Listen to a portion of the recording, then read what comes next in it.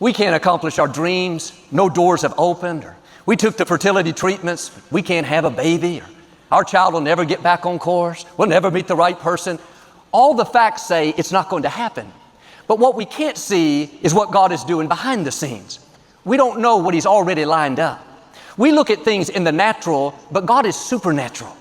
And it may seem like your dream has died. You did your best, but you've had setbacks. People didn't support you. Now you've accepted that it's not meant to be, but it's not what you think. God has some twists coming, some surprises, where suddenly things come back to life. Doors open you never dreamed would open. Or it may look like your health will never improve. The medical report says you won't get well, but it's not what you think. There's another report that says God is restoring health back to you. That sickness is not how your story ends. Or perhaps it looks like your child will always be off course, running with the wrong crowd. It's not what you think. God has His hand on your child. He has him framed in. Like Jonah, when he tried to go the wrong direction, God had a well waiting for him to take him back to His purpose. Your child may run, but he can't get away. God's arm is not too short to save. There's a shift coming where God suddenly changes your child's course and brings him back into his destiny. Or maybe it looks like you'll always struggle in your finances, have lack, not enough. That's how it's been in your family for years. Seems like it's going to continue to the next generation.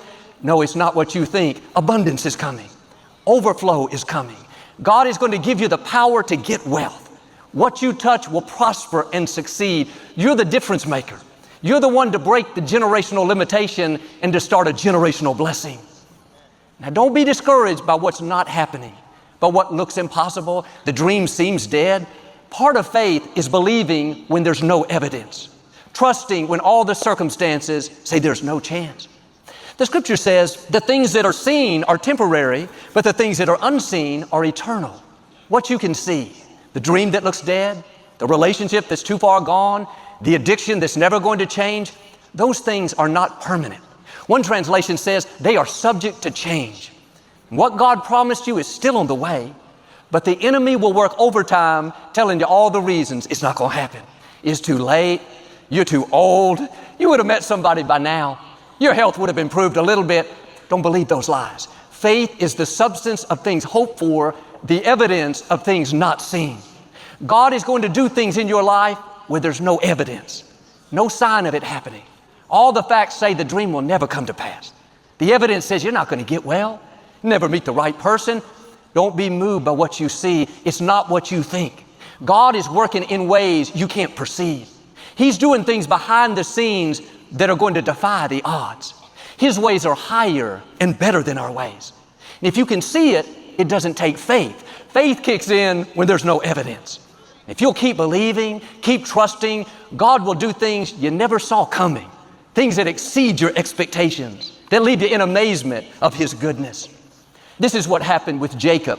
His father was Abraham. Abraham was the one God promised that his descendants would be as numerous as the sand on the seashore. They'd always walk in his blessing and favor. Well, Jacob had a son named Joseph. This was his youngest son. He was especially proud of Joseph. He had other children, but the Scripture says Jacob loved Joseph more than any of the other sons because he was born to him in his old age. And of course, it's not good to play favorites with our children, but Jacob did. He gave Joseph a special coat of many colors. It represented the favor and blessing on his life. Well, this didn't sit well with his brothers. Every time they saw Joseph wearing that coat, it made them more jealous, more sour toward him. On top of that, God gave Joseph a dream of people bowing down before him and him rising up into great leadership. This made his brothers hate him even more. Well, Jacob knew the promise that God gave his grandfather. Now with this dream, he believed his son Joseph would be instrumental in that promise coming to pass. He knew God's hand was on him. Well, Joseph's brothers traveled to another city to find pastures for their flocks. And after a few weeks, Jacob asked Joseph to go check on them. He left home, headed that way. When the brothers saw him in the distance, their eyes lit up. They thought, great, this is our big chance to get rid of him. They were fed up with him being the favorite, getting all that attention. And what's interesting is Joseph didn't make himself the favorite. He couldn't choose when he was born. He didn't make his father like him more. God made him the favorite. When God favors you, sometimes other people can't handle it. Family members get jealous. Co-workers try to discredit you. Don't take it personally. It's not you they don't like. It's the favor God put on you. It's the blessing on your life. The good news is they can't stop your destiny. They can't override what God has purposed for you. You don't have to fight with them, try to win them over, live upset because they're not for you.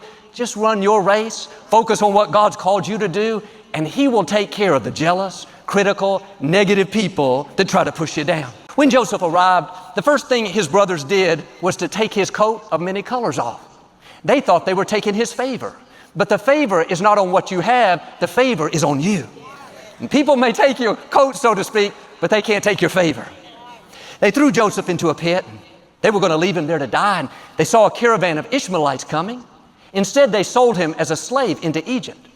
And these brothers knew how much their father loved Joseph. They didn't know what they were going to tell him. They decided to kill a goat. They took the blood and smeared it all over Joseph's robe so it looked like he'd been harmed. They went back to their father. Dad, we found this robe. Isn't it Joseph's? Jacob took it and said in disbelief, yes, it is. A wild animal must have attacked him and torn him to pieces. Verse 34 says, Jacob tore his clothes and put on sackcloth. He mourned deeply for his son. His family tried to comfort him, but it was no use. He said, I will die in mourning for my son. So heartbroken, so despondent, he didn't think he could go on. It was not only losing his son, but it was also losing the promise that Joseph represented. Jacob believed that Joseph was destined to bring about what God told Abraham, that their seed would be blessed for generations. Now it looked like the dream was dead. The promise was over. Jacob had the evidence, a bloody robe. I can imagine that robe over in the corner of his room. He knows he needs to move on, but he can't get rid of it. It's too painful, and month after month he goes over, mourns and weeps. God, why did this happen? We all have times where it looks like something has died in our life. A dream has died. A relationship is over. In our health, our finances, what we were believing for didn't work out. Like Jacob, it's easy to get stuck in mourning, thinking that God let us down, but you don't know what He's doing behind the scenes. It looks like it's over, but God is working in ways that you can't comprehend right now. Things are going to happen that you didn't see coming. Trust Him when you don't understand. There will be twists, turns, things that don't make sense, but God knows what He's doing. He's working it all out for your good. See, Joseph's brothers were mean, hateful, jealous, but the truth is they were all a part of God's plan. They had to be that way to get Joseph to Egypt. We don't like when people do us wrong. A friend betrays us. We go through bad breaks. But you have to realize God uses these things to move us into our purpose.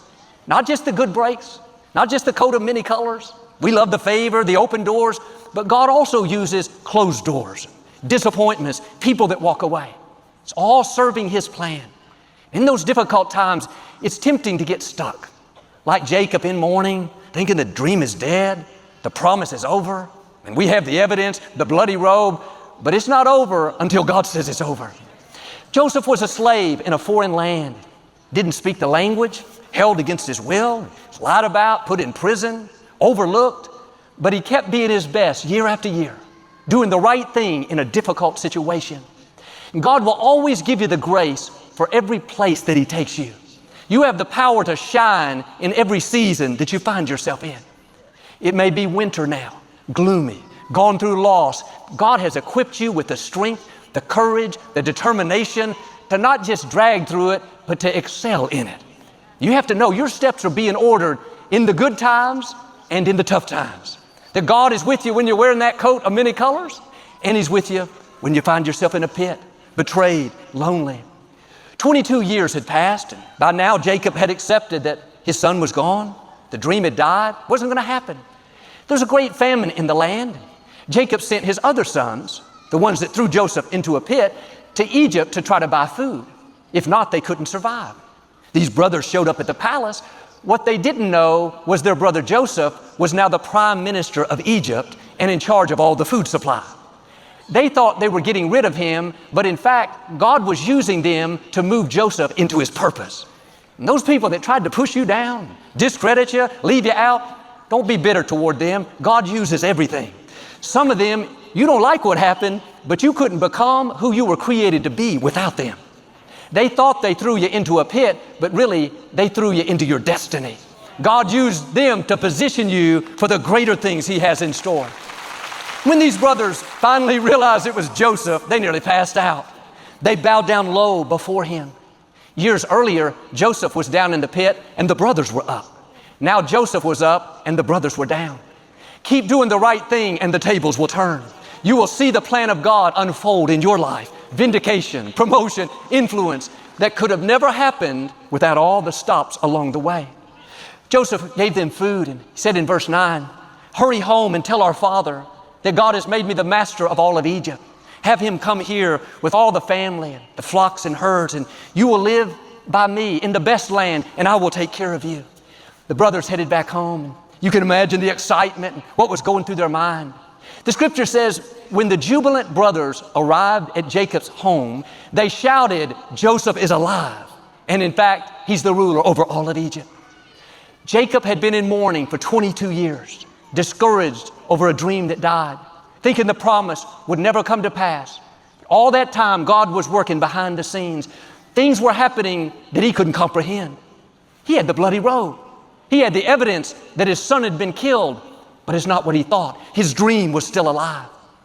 You may have promises that you've given up on, dreams that look like they've died, and all the facts say it's not going to happen.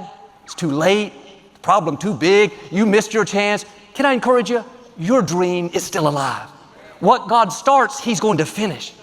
Sometimes we give up. We get discouraged and let the evidence talk us out of it, but God doesn't give up. Like with Jacob, your jubilant caravan is on the way. Your time is coming. Weeping endures for a night, but joy comes in the morning. God has some surprises for you, some twists that you didn't see coming. You thought you'd live lonely after that breakup. You've already accepted that dream is dead. No, Joseph is still alive. The right person is going to find you. You thought your health would continue going downhill. That sickness would limit your life. It's not what you think. Joseph is still alive. Healing is coming. A supernatural turnaround. Or that dream seems like it's over. You wanted to start your business, or write the book, move into that nicer neighborhood. You tried. Doors closed. You didn't have the funds. What you thought was dead is still alive.